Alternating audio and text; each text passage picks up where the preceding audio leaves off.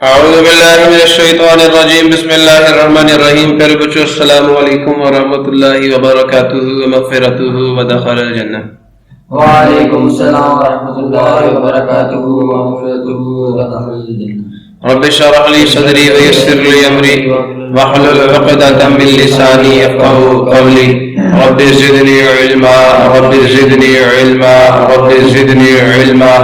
अल्लाहुम्मा इन्नी अस्अलुका इल्मन नाफ़िअ व रिज़्क़न तय्यिबा व अमलन मुतक़ब्बला। अल्लाहुम्मा अल्लिमनी अल किताब वल हिसाब। अल्लाहुम्मा ज़क्किरनी मिन्हु मा नसीतु व अल्लिमनी मिन्हु मा जहिलतु। अल्लाहुम्मा खुज़ बियदिक। सूरज जी, आज हमारा क्लास 10th के मैथमेटिक्स चैप्टर नंबर 9 का थ्योरम नंबर 4 हम लोग करने जा रहे हैं। लेकिन इस थ्योरम को बेटा समझाने से पहले एक चीज मैं जो आपको समझाना चाहता हूं वो ये है कि बेटा अगर आपके पास एक लाइन है, गौर से सुनना, एक लाइन है आपके पास और एक यहां ये पॉइंट है, ठीक है। एक पॉइंट से किसी लाइन तक का जो मिनिमम डिस्टेंस, आप यहां से बहुत सारे डिस्टेंसेस ड्रॉ कर सकते हैं ना जी, बहुत सारे डिस्टेंसेस ड्रॉ कर सकते हैं, लेकिन याद रखना एक पॉइंट से किसी भी लाइन तक का जो मिनिमम डिस्टेंस होता है ना, वो पॉइंट से लाइन तक का परपेंडिकुलर डिस्टेंस होता है। ये बाकी सारे डिस्टेंस क्या होंगे? मैक्सिमम। मैक्सिमम नहीं, बड़े होंगे। मैं मैक्सिमम की बात नहीं कर सकता, यहां पे मिनिमम की बात कर सकता हूं कि the distance between a point and a line, याद रखना the minimum distance between a point and a line is the perpendicular distance. समझ आ गया नहीं आ गया? तो बेटा जी, अगर मैं आइंदा याद रखना मैथमेटिक्स में, अगर कोई बंदा ये बात कर रहा हो, पहली बात तो मैं ये लिख देता हूं ना, आपको कमेंट्स में लिख देता हूं, थ्योरम ये है the minimum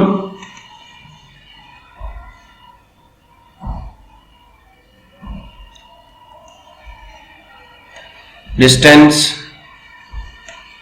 between a point and a line is what is a perpendicular distance. Perpendicular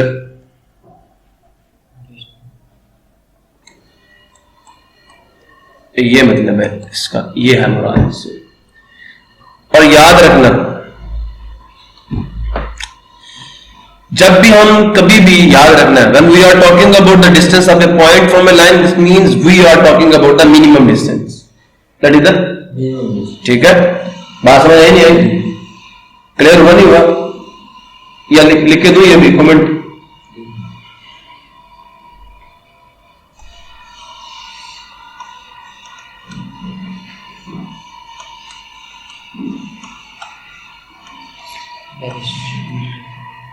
and a line is always taken as minimum distance. मैं कह दूं ना एक पॉइंट के लाइन से डिस्टेंस का, तो आपने मुझे मिनिमम डिस्टेंस बताना है। कौन सा distance? Perpendicular distance is always minimum,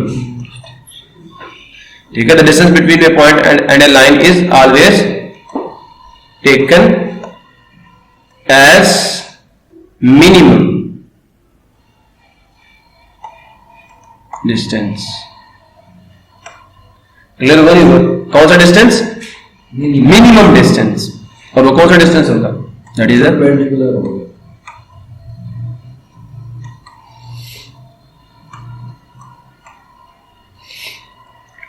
perpendicular distance. अब हम बात करते हैं अपने थ्योरम की, कि थ्योरम का कह रहा है। थ्योरम वो ये कहता है कि इफ टू कॉर्ड्स, आपके पास कितने कॉर्ड्स हैं? दो कॉर्ड्स हैं। कोई सी दो कॉर्ड है आपके एक सर्कल की, और दोनों क्या है? कोंग्रुएंट है।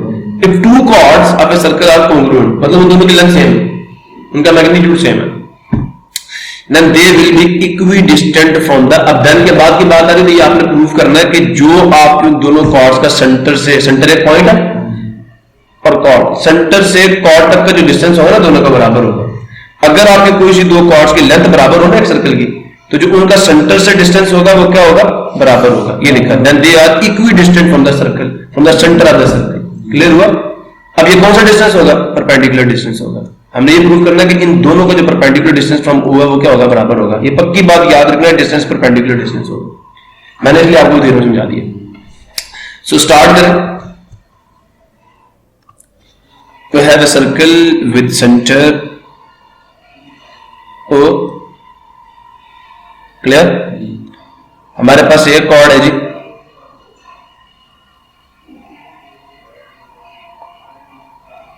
ए बी, दूसरी कॉर्ड हम ले लेते हैं सी डी। सब समझ आ रही है? अब मैं ये डिस्टेंस बताना है कि यहां से यहां तक का जो परपेंडिकुलर डिस्टेंस है और यहां से यहां तक का जो परपेंडिकुलर मिनिमम डिस्टेंस जो है वो क्या बराबर है। This is O problem.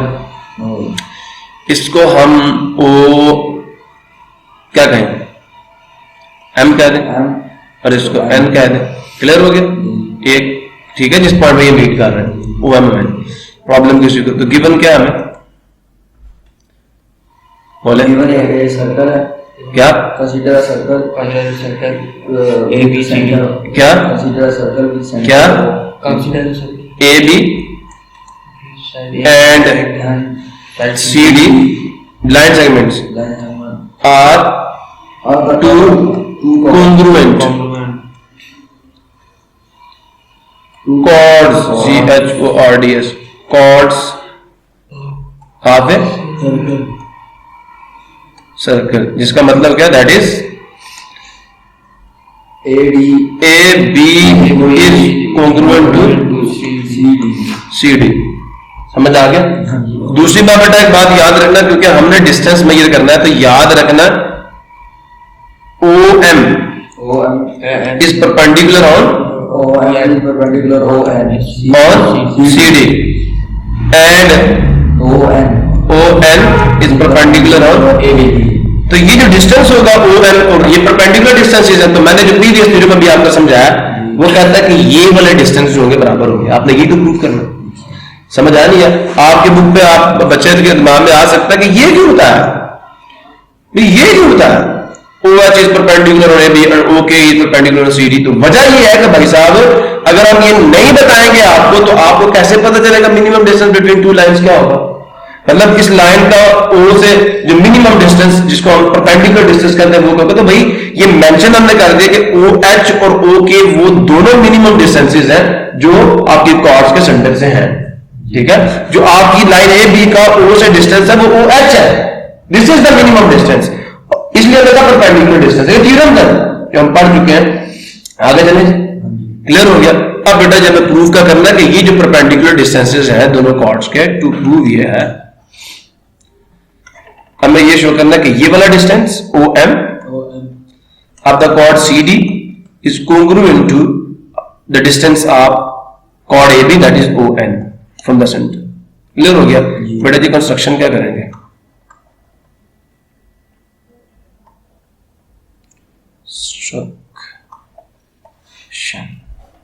क्या होगी कंस्ट्रक्शन, सिर्फ ज्वाइन कर दें O to B and O to C। Clear हो गया?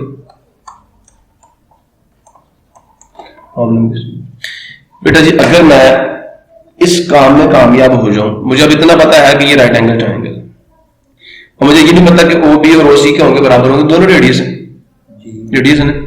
अब मैंने इनमें से एक बात ये प्रूफ करनी है कि ये साइड तो मैंने प्रूफ करना है कि इक्वल है इसके, ये तो मेरा एम है। अगर मैं किसी तरीके से ये शो कर दूं कि ये वाली लेंथ इस लेंथ के बराबर है तो मेरा काम बन जाए। तो अभी आपको एक क्लू दे रहा हूं, आपको पता है ये कॉर्ड और ये इस पर परपेंडिकुलर है।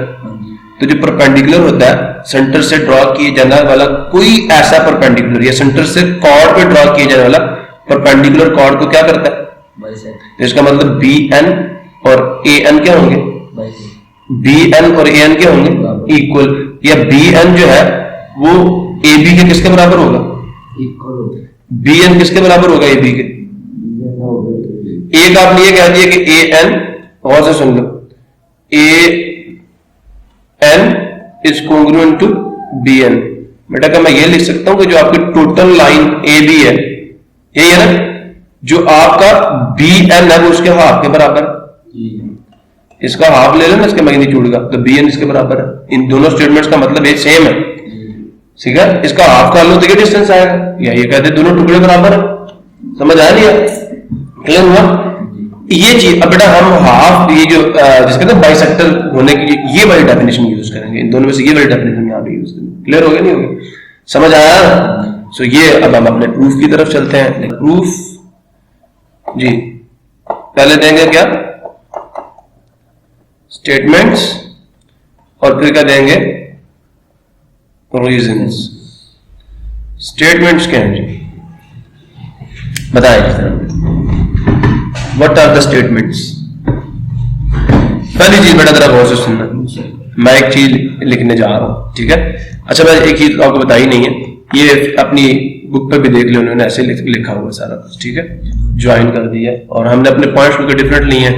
तो हाँ, एक चीज यहाँ पे मेंशन मैं करना भूल गया कि हमने ये बताना यहाँ कि ये जो आपकी ट्रायंगल्स है, जो मैंने ज्वाइन किसके बाद जो ट्रायंगल्स बनी है, दे आर राइट ट्रायंगल्स, ठीक है?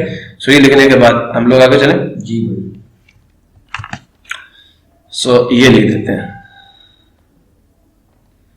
सो दैट जो इससे ट्रायंगल्स बनेगी, ट्रायंगल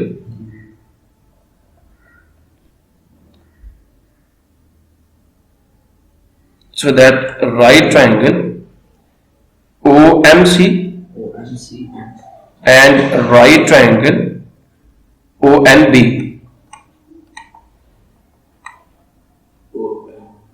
are formed. Problem किसी को clear? So now let us start. अच्छा मुझे बात बताएं, क्या ये OMCD को बाइसेक्ट कर रहा है नहीं कर रहा? कर रहा है। ONAB को बाइसेक्ट कर रहा है। अच्छा बताइए क्यों कर रहा है? ON bisects what? AB। Theorem 3 लिखेंगे, हाँ? या आप पूरा थ्योरम यहां पे स्टेट कर दें, क्या कहेंगे? बिकॉज जो आपका ON है, it is perpendicular on AB। ऐसा ही है ना? तो आप लिखते हैं यहां पे, अगर ये परपेंडिकुलर है तो हमें थ्योरम बताता है कि it will bisect the chord. ON is perpendicular to the chord AB, so therefore it will bisect. That is, इसका क्या मतलब हुआ? अब बाइसेक्ट करने का क्या मतलब है कि जो आपकी लाइन AB है, गौर से सुनना, ये जो NB है, जो N का B से डिस्टेंस, क्योंकि मुझे इस साइड को शो करना है, ट्रायंगल के अंदर ये साइड आ रही है ना, तो मैं यहां पे लिखूंगा that is the magnitude of side NB is equal to half of the total length of line AB के मैग्नीट्यूड। ये भी तो डेफिनेशन है ना, AN is equal to VN। ये भी तो कह रहे हैं टोटल लाइन की लंबाई है, उसका ये हाफ है। क्लियर होगा कि नहीं? आगे चले, अगर चाहते तो इसका प्रूफ भी दे देता हूं आपको। इधर देखिए, मैंने ये लिखा था ना आपके सामने, आपको ये तो पता, ये नहीं पता, मानते हो? अब अगर बेटा जी मैं दोनों साइडों पे AN को ऐड कर दूं इस पहली के, तो AN, या दोनों साइडों पे चलो BN को ऐड कर दूं, ये AN था, इधर भी BN ऐड कर दिया और इधर भी BN ऐड कर दिया। मुझे ये बताओ ये किसके बराबर है? AB टोटल के बराबर नहीं है? AN प्लस BN बराबर आएगा? तो ये AB आ गया और ये 2BN के बराबर आ गया। समझ आ नहीं यार? मैं इधर भी 2 से डिवाइड करता हूं, इधर भी 2 से, तो BN is equal to half of this, नहीं आ गया? क्लियर हो गया? So this is also the definition of this. इसको हम क्या देंगे? पहली स्टेटमेंट। अब सिमिलरली देखें, क्या OM बाइसेक्ट नहीं करता? OM bisects CD। What is meant by this? Because OM is perpendicular on CD and by the theorem number 3 वो ये कहता है कि अगर आपकी कॉर्ड के ऊपर एक परपेंडिकुलर आप सेंटर से ड्रॉ करें तो उसको बाइसेक्ट करेगा। सो देयरफॉर इसका मीनिंग क्या है कि the distance of this MC, ठीक है, this distance is equal to half of the total length of CD। यही है ना, CM जो है ये CD के हाफ के बराबर है, इसका मैग्नीट्यूड। क्लियर हो गया? इसको हम 2 बोलते हैं। एक चीज हमें गिवन भी है, किसके बारे में? AB और CD के बारे में। वो क्या है? हमें पता है कि AB का मैग्नीट्यूड किसके बराबर है? क्योंकि दोनों कॉन्ग्रुएंट आर्क्स हैं कॉर्ड में, गिवन है ना, both are congruent, so therefore their magnitude is same. Clear हुआ नहीं हुआ? अब बेटा जी आप 1, 2 और 3 को यूज कर लें, ये दोनों कॉर्ड्स कॉन्ग्रुएंट थी, गिवन में था हमें। अब देखें, अगर दो कॉर्ड्स कॉन्ग्रुएंट है तो उनके हाफ कॉन्ग्रुएंट नहीं होंगे। जी। अब दोनों साइडों को 1/2 से डिवाइड, चले मैं नीचे लिखूंगा। देखिए अगर मुझे ये पता है कि मैग्नीट्यूड ऑफ ए बी जो है वो पूरा सी डी के मैग्नीट्यूड के बराबर है, तो अगर मैं दोनों को 2 से डिवाइड कर दूं तो क्या बराबर नहीं आएंगे? तो बाय यूजिंग बाय 1 2 एंड 3, इसकी क्या value, half of magnitude of A B की क्या वैल्यू हमने ली हुई है 1 में। अब वैल्यूज पुट करेंगे, इसकी क्या वैल्यू है? N B are N B, तो इसकी जगह एन बी पुट कर दूंगा, और इसकी क्या वैल्यू है? एम सी, इसकी जगह एम सी पुट कर दूंगा। ठीक है, थोड़ी सी ट्रिक यूज करनी पड़ेगी बस। तो इससे हमने क्या डिड्यूस कर लिया कि जो magnitude of side N B है वो बराबर है magnitude of side M C, इसके। एम सी पक्का क्लियर हो गया बेटा जी? आपका हाइपोटेन्यूज तो पहले ही था, अब आपने एक साइड भी शो कर दी और आपको पता ट्रायंगल राइट ट्रायंगल है। तो अब बेटा जी हम लोग क्या कहेंगे, स्टेटमेंट्स देते हैं और अपना काम मुका देते हैं। स्टेटमेंट्स और साथ ही मेरे बच्चे रीजंस। कैसे जी? अब हम करेस्पॉन्डेंस लेंगे। In the correspondence of right triangle O N B with right triangle O M C, we know that, what we know that O C, ये क्या है? हाइपोटेन्यूज है। क्यों? Is congruent to what? O B, this is also hypotenuse। 90 के सामने है ना, और ये क्या बो था? क्यों? Physically here but mentally somewhere else. तो मैं भी ठीक करना जानता हूँ। और मैंने अभी एक स्टेटमेंट प्रूफ की जिसको मैंने स्टेटमेंट का नाम देना भूल गया, मैं 4 नाम देना था मैंने इसको। ये सारा काम हमने स्टेटमेंट के लिए किया। तो ये आपकी एक साइड हाइपोटेन्यूज प्रूफ हो गया, और एक साइड पे हमने प्रूफ कर दी कि साइड, तो M B N B N B is congruent to N B is congruent to M C. ये आपकी स्टेटमेंट नंबर 4 है, प्रूव्ड। हम 4 को प्रूव कर चुके हैं, या इसको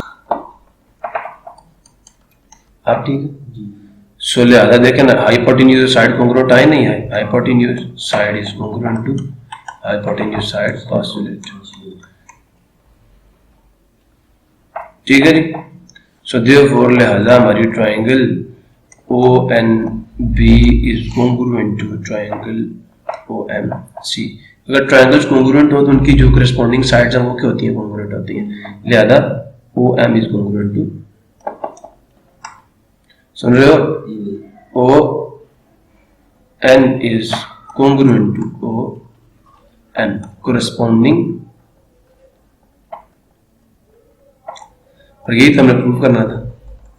Sides of congruent triangles are congruent। Problem किसी को? So that is क्या? That is chord AB and chord what? CD are equidistant from center O। अब बस शो कर दिए। इसी के साथ जी अगर कोई सवाल है तो पूछा, वरना अल्लाह हाफ़िज़।